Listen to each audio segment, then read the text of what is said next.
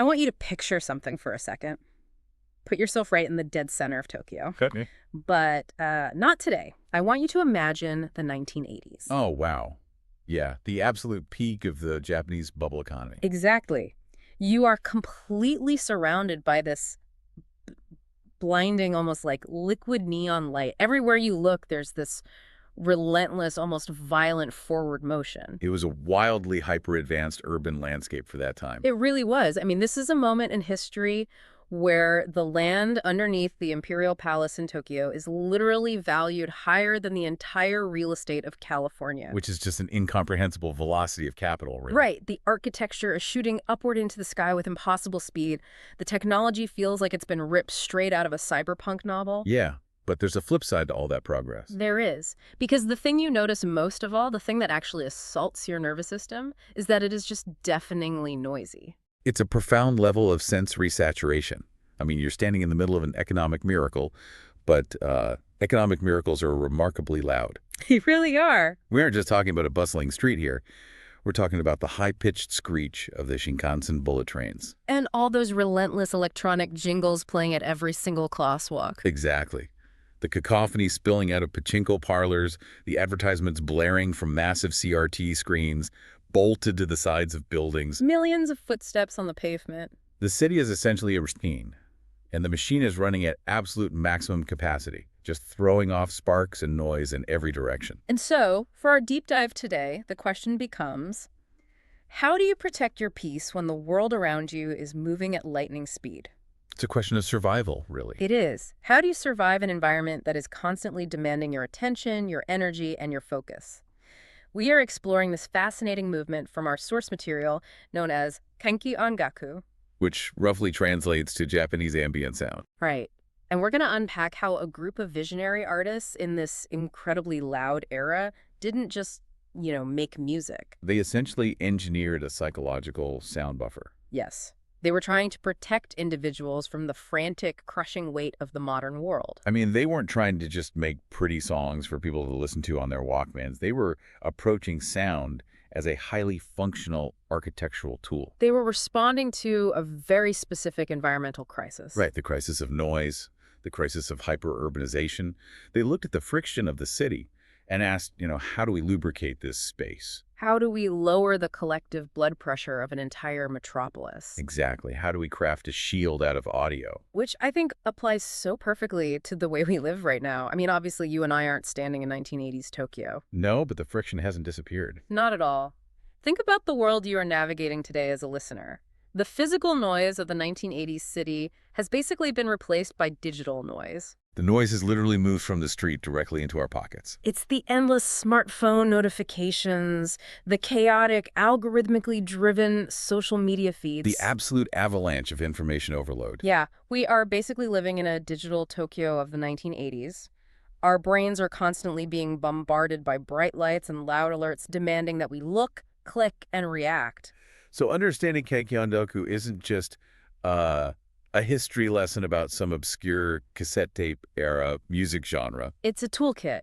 It is a masterclass in how to find quiet in an incredibly loud world. But to understand how these artists actually built these sound buffers, we have to start with the foundational blueprint they were all working from. We really have to look at a concept called Ma. Right. So let's talk about Ma. Well, you really cannot understand Kankyō Ongaku, or frankly, much of traditional Japanese art, architecture, and daily life without understanding Ma. It's that fundamental. It is the fundamental physical and philosophical law of the landscape we're about to explore. Ma translates, roughly, to empty space, or the space between. But it's not just a physical measurement, right? No, it's a structural necessity. And this is where we see a massive philosophical divergence between Eastern and Western aesthetics. Because if you grew up in the West, empty space is usually seen as a problem that needs to be solved. It's a completely different paradigm. In traditional Western thought, particularly in classical Western music or visual art, silence or empty space is generally viewed as a negative. It's just the absence of something. Exactly.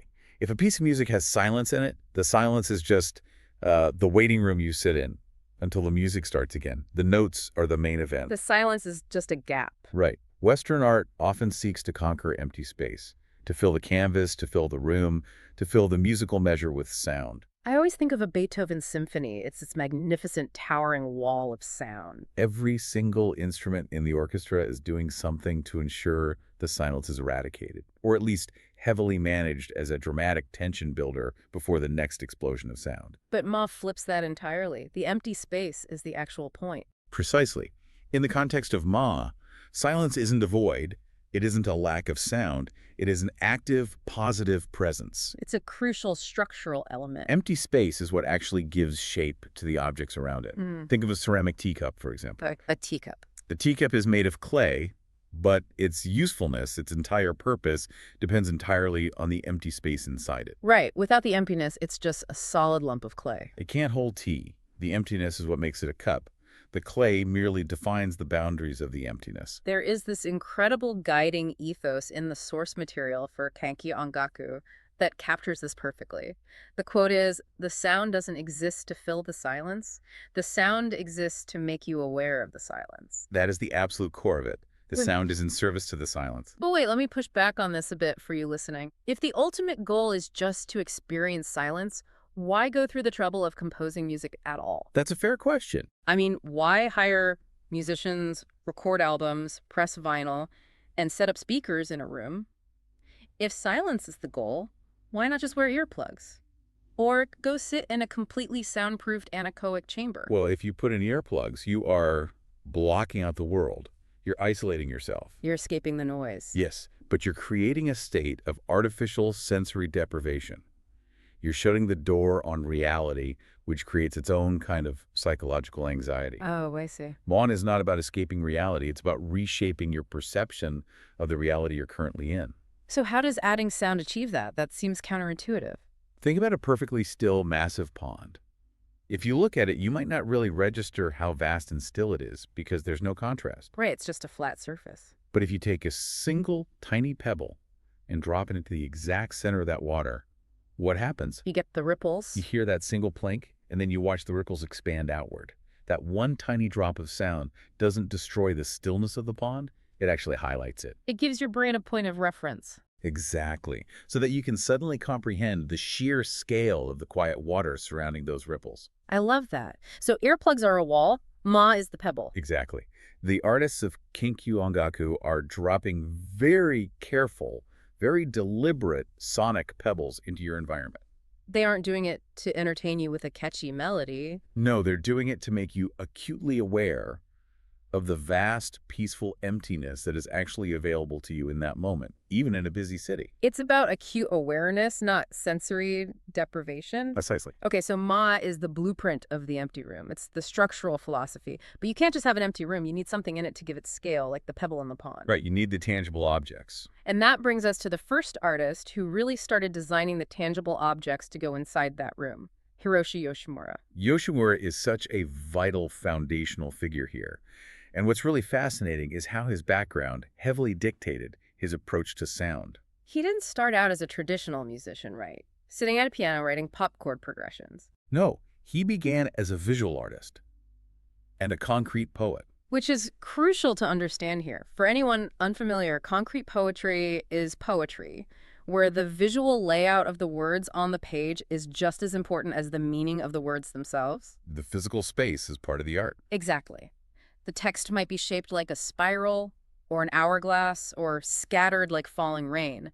It's all about the physical space the words occupy. Right, so he was someone who dealt with physical forms, shapes, and the visual weight of things occupying an empty field. And when he eventually transitioned into music, he didn't just leave that visual architectural mindset behind. Not at all. He brought it directly into the recording studio. He viewed sound as a physical material. He treated a musical note the way an architect would treat a piece of wood, or a slab of marble, or a pane of glass. He was using sound to construct a space. And he had this amazing, incredibly descriptive philosophy. He literally called his music sonic furniture. Sonic furniture. It's a brilliant framing because it immediately changes the listener's relationship to the audio. Let's think about a really perfectly designed chair. You don't buy a beautiful, comfortable chair just to put it in the middle of your living room, stand in front of it, and stare at it. You don't applaud the chair. Right. You don't demand that the chair entertain you or challenge your worldview. You buy it so you can sit in it. You buy it so that your environment becomes more comfortable, more livable. It supports you. Yoshimura wanted his music to function exactly like that chair. He wanted it to sit quietly in the corner of the room, completely supporting the listener, but demanding absolutely zero performance from them. And that phrase, demanding zero performance, is a radical departure from almost all recorded music history.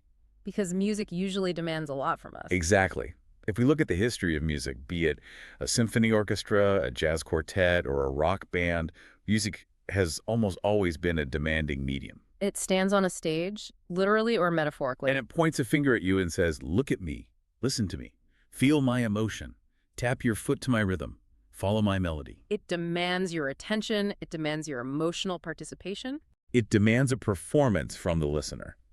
And honestly, if you just put it on in the background and ignore it, you're somehow insulting the artist or missing the point of the music entirely. Yoshimura rebelled against that entirely. He stripped away the tyranny of attention. He made comfort pure, unadulterated, environmental comfort, the ultimate goal. And structurally, if we look at how he actually achieved this, he leaned heavily on newly available synthesizer technology in the early 80s to create very specific timbres. Let's talk about what this actually sounds like. How do you synthesize furniture? Well, if you listen to a Yoshimura track, say from his album Music for 9 Postcards, you notice immediately what isn't there. What's missing? There are no sharp transients. A transient is that sharp initial spike of sound when a drum is hit or a guitar string is plucked. And transients command the brain's attention, right? They signal that something has happened. Right. So Yoshimura programmed his synthesizers to have very slow, rounded attacks. The notes swell into existence like a gentle breath. He used pure sine waves, soft electric piano patches, and gentle bell tones that softly decay. There are no sharp edges to the sound. It literally sounds like a soft, rounded cushion. And he did this by creating deeply site-specific compositions. He wasn't just writing songs to be played anywhere. No, he composed specifically for places like the Hara Museum of Contemporary Art. He actually walked through the museum, observed the natural light, the angles of the walls, the way people physically move through the space. And he built sonic furniture specifically to fit the acoustics and the vibe of those exact rooms. He was harmonizing with the existing architecture. He was analyzing the reverberation of the museum's hallways and composing notes that would hang in that specific air for the perfect amount of time. Creating that awareness of the museum's tranquility. Exactly. But he didn't just limit this to high-end, serene art museums. He took this exact same philosophy and applied it to the most chaotic environment imaginable, subway stations in Japan. Which is a brilliant application of the theory. Think back to our intro 1980s Tokyo, deafeningly loud. A subway station is the belly of the beast. It is harsh fluorescent lighting, the deafening screech of metal wheels on metal tracks. Thousands of commuters rushing past each other, stress levels absolutely through the roof. It is an environment of intense, relentless friction. The acoustic reality of a subway station is dominated by high frequencies. Those screeching brakes are often sitting right in the most piercing frequencies for the human ear. So what does Yoshimura do? He doesn't try to drown out the trains with louder music. He takes his sonic furniture and installs it into that space to smooth out the harsh edges of that environment. He composed melodies that specifically avoided those harsh high frequencies. He used warm, mid-range tones. He is recognizing that the modern city is a hostile environment to the human nervous system. And he is deploying sound as a mitigating factor. He's using art as public health infrastructure. By playing these slow attack, warm synthesizer tones in the station, he is subtly signaling to the nervous systems of thousands of stressed commuters that they are safe. He is literally trying to lower the collective blood pressure of a public transit system. It's an incredibly compassionate use of art. But this idea of tangible, physical space treating sound like a chair or a cushion completely breaks down when we look at the next architect of this movement. Yeah, Satoshi Ashikawa looked at what Yoshimura was doing and went in a completely different direction. He believed that the sound buffer shouldn't have any physical shape or structure at all. We're moving from the tangible furniture in the corner of the room to something completely intangible. Ashikawa is a fascinating contrast. Because if Yoshimura is the architect building the physical structure, Ashikawa is the atmospheric engineer trying to manipulate the air itself. Ashikawa wasn't coming from the visual arts world like Yoshimura.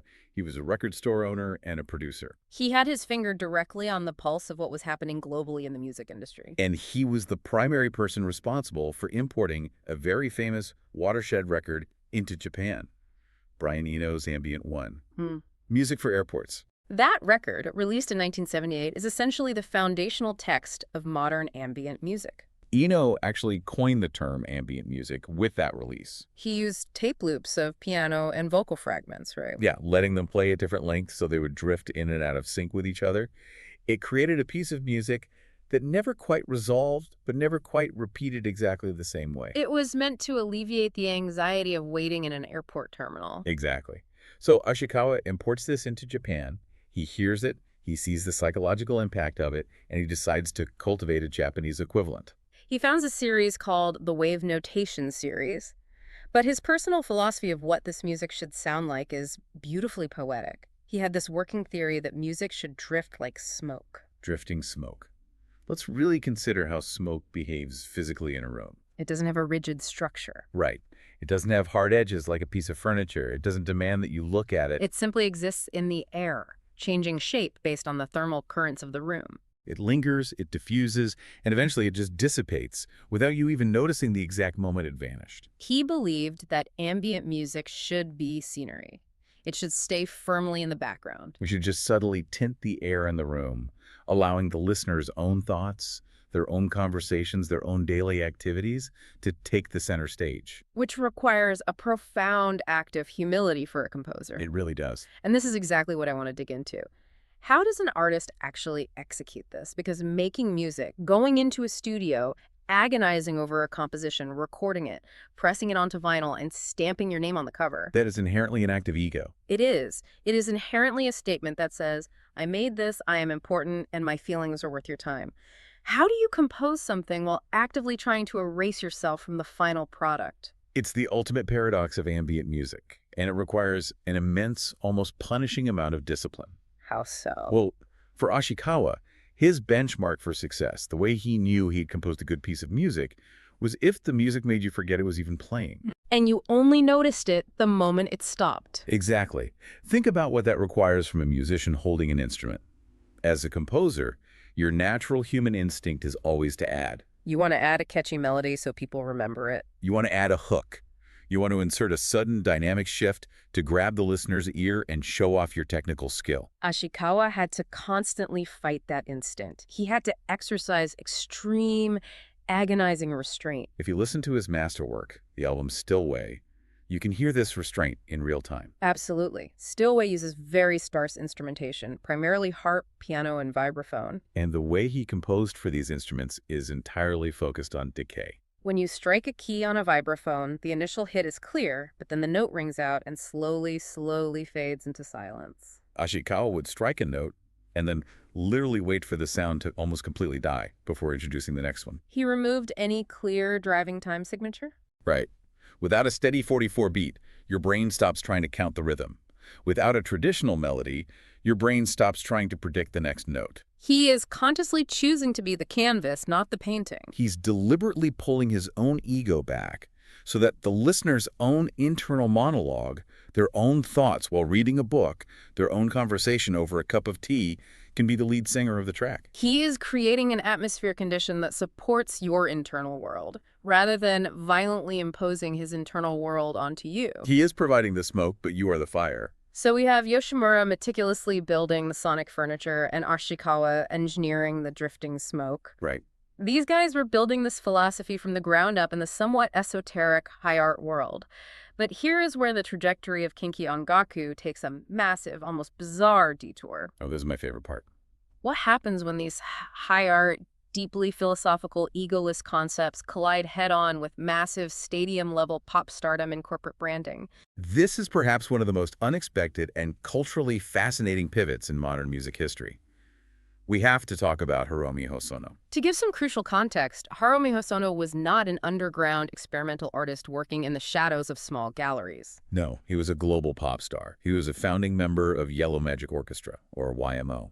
To put that into perspective, YMO in the late 1970s and early 1980s were absolute titans. They were pioneering synth pop and electronic music on a global scale. They were utilizing newly invented technology, like the Roland TR-808 drum machine, to create this incredibly snappy, driving, futuristic pop music. They were massive in Japan, charting internationally, playing enormous venues, appearing on television. They were the glittering center of the musical universe at that time. They were the quintessential rock stars of the synthesizer era.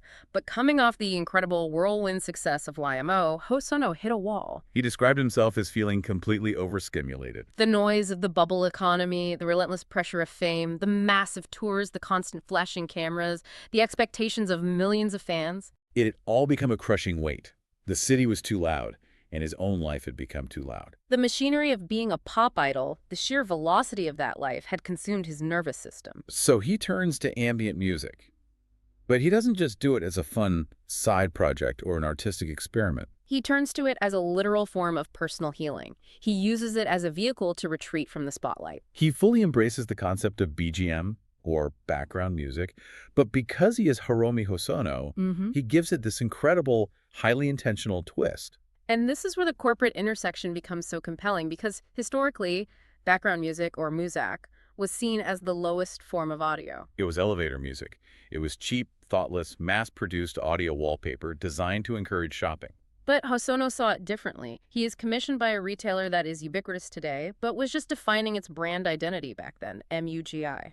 Now, MUGI's whole brand philosophy, their literal name, Mujirushi Rishin, translates roughly to no brand, quality goods. They sell things that are incredibly well made, highly functional, but completely stripped of flashy logos, unnecessary colors, or aggressive marketing. A MUGI notebook is just a perfect, blank, brown cardboard notebook. Yeah. A MUGI pen is just a simple, perfectly balanced, clear plastic pen. It is the aesthetics of pure, unadorned utility. It is anti-status, anti-ego consumerism. And Hosono's job was to take that philosophy, no brand, quality goods, and translate it into an audio format. He was commissioned to create the background music that would play on cassette decks inside their retail stores. Which is such a brilliant, almost ironic matching of artist and patron. Think about the magnitude of this pivot. It's like going from playing sold-out, screaming stadium shows with pyrotechnics and massive light rigs to deciding you are going to dedicate your creative life to designing the perfect, plain, unbranded white t-shirt. He wanted to create empty music. Just like a MUGI product is designed to be highly functional but totally unadorned, Hosono's ambient work, specifically his cassette release Watering a Flower, was meant to be this neutral vessel. If we look at Watering a Flower, he heavily utilized the Yamaha DX7 synthesizer. Now, the DX7 is arguably the most famous synth of the 1980s. Oh, absolutely. It was used on every massive pop hit, usually dripping in chorus and reverb to sound huge and expensive. Hosono took that exact same instrument, stripped away all the flashy effects, and programmed these incredibly simple, looping, plinky, almost childlike melodies. He created a sound that was deliberately designed to not stand out.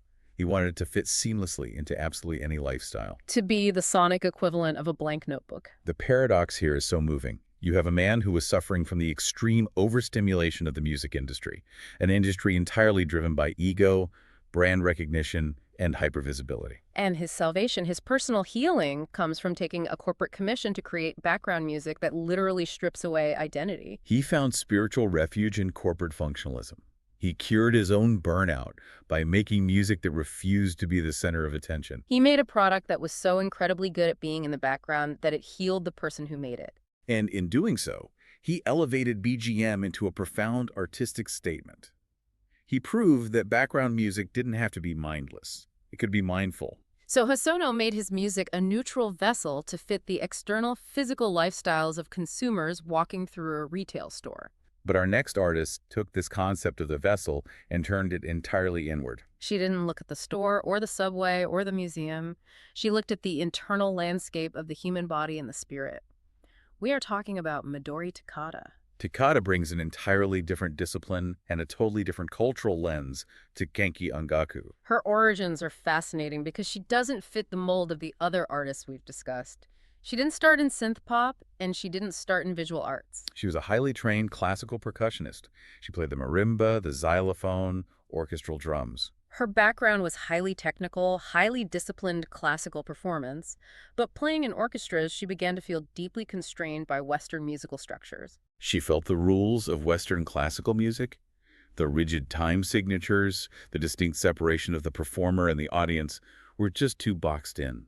So what does she do? She leaves the orchestra.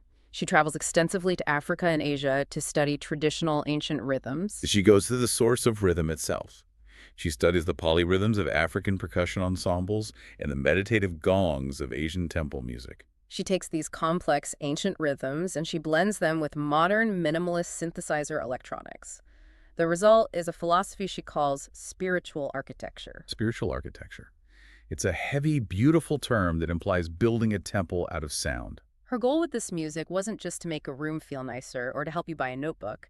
She wanted to create a sonic space where the listener is literally forced to notice their own physical body. Specifically to notice their own autonomic functions, like their breathing and their heartbeat. She is moving the sound buffer from the environment right up to the skin of the listener.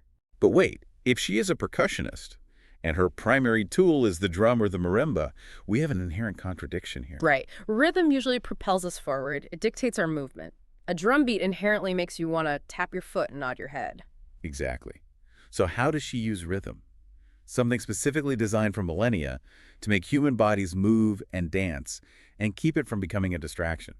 How on earth does a drum beat stay ambient? That is the absolute genius of Midori Takada, particularly on her seminal album, Through the Looking Glass.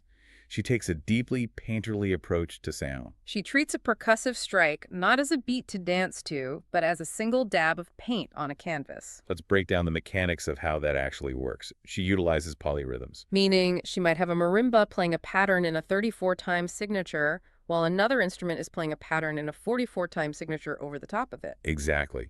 Because the patterns are different lengths, they constantly shift in and out of phase with each other. They create this swirling moire pattern of sound.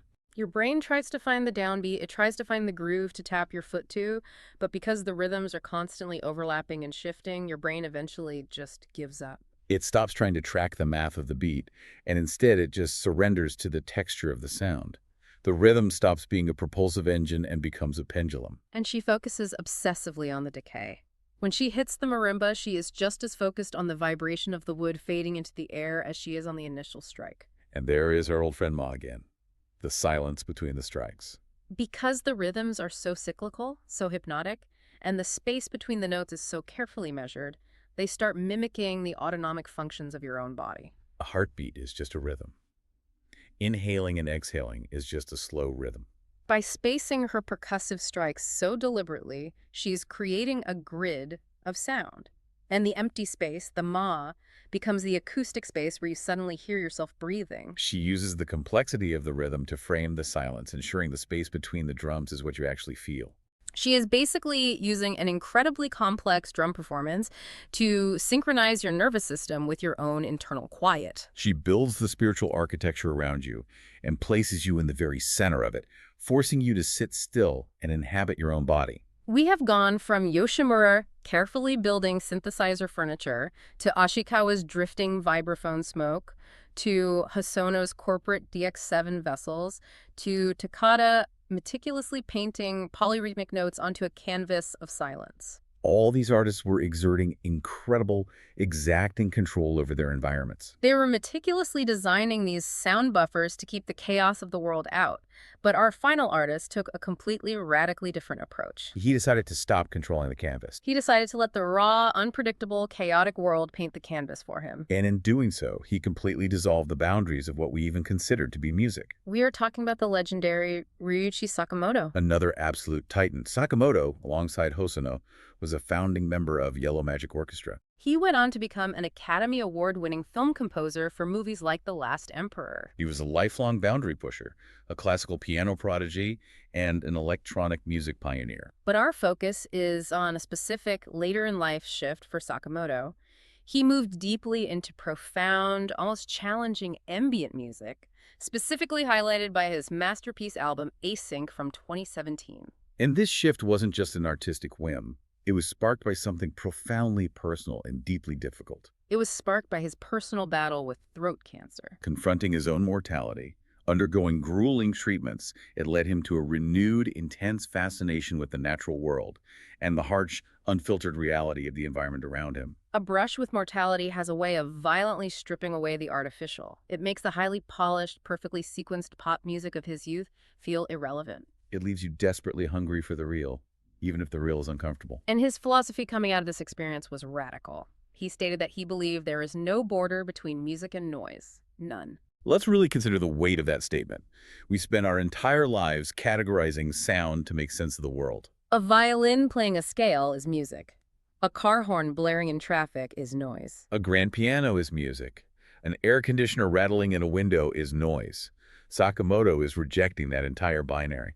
He is saying that the categorization is just a human invention, and a limiting one at that. He began treating found sounds, literal field recordings of the world, as entirely equal to orchestrated notes. He would walk outside and record the sound of rain falling on a plastic roof. He would record the sound of everyday footsteps walking across a leaf-covered floor. He would take those raw, unedited recordings, bring them into the studio, and treat them with the exact same reverence and structural importance as a melody played on a Steinway grand piano. He is democratizing sound. He is saying the rain has just as much emotional validity as a cello. But the most striking example of this, the one that perfectly encapsulates this entire philosophy, was his use of a piano that had been drowned in the devastating 2011 Japanese tsunami. The tsunami piano. It is one of the most haunting instruments ever recorded. Following the disaster in the Miyagi Prefecture, he found this piano inside an agricultural high school that had been completely submerged by the massive wave. It had been physically battered by the sheer devastating force of the ocean. The wooden soundboard was warped and swollen. The metal strings were heavily rusted and corroded by the salt water.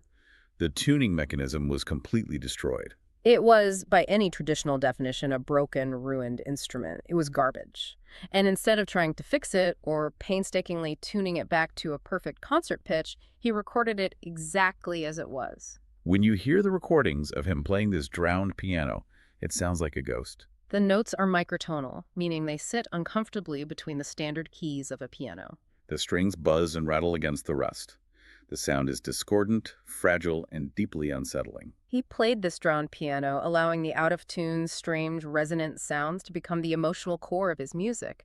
It feels like this is the ultimate final evolution of the entire Kankyō Ongaku genre. In what way? Well, in the 1980s, during the peak of the bubble economy, artists like Yoshimura and Ashikawa were building these sound buffers to hide from the noisy world. They were creating safe, pristine rooms. Right.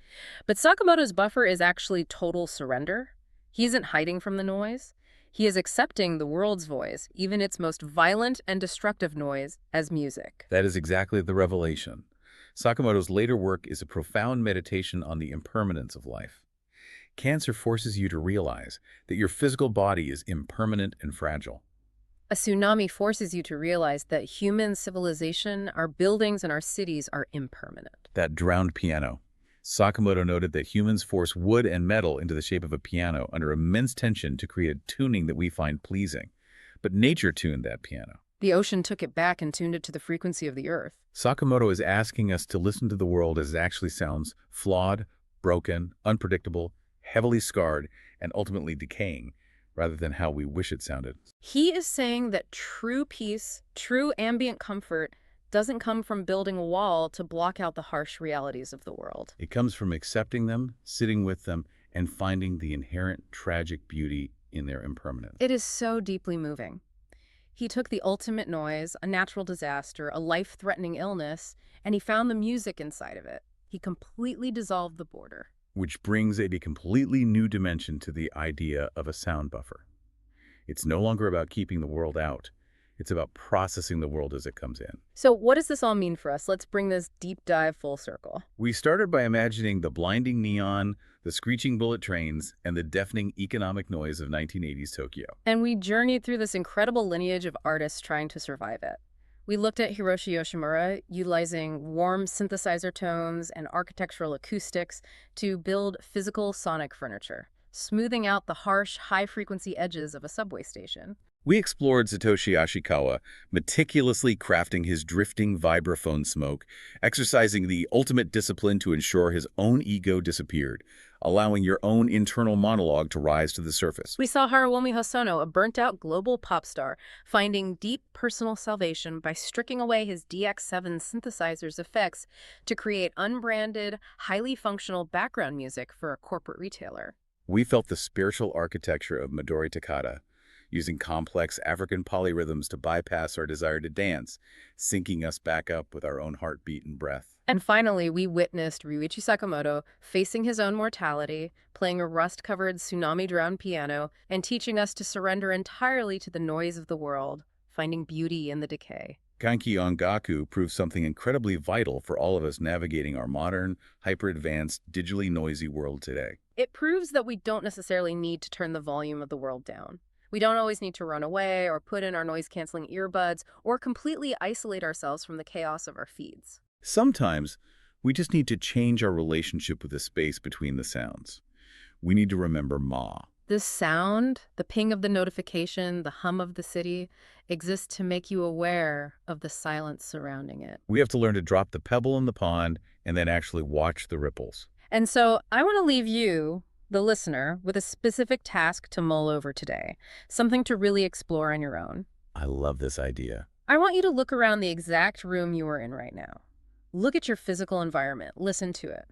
Really listen to it. Maybe you can hear the low hum of your refrigerator. Maybe you can hear the tires of traffic out on the wet street outside your window, or the rattling of your AC unit, or the distant muffled sound of your neighbors talking through the wall. If you had to design a sound buffer for this exact space, not to block out the world, not to put up an acoustic wall, but to smooth its edges and make you acutely aware of the beautiful silence that exists underneath it all, what would it sound like? Are you currently creating your own Ma, or are you just blindly adding to the noise?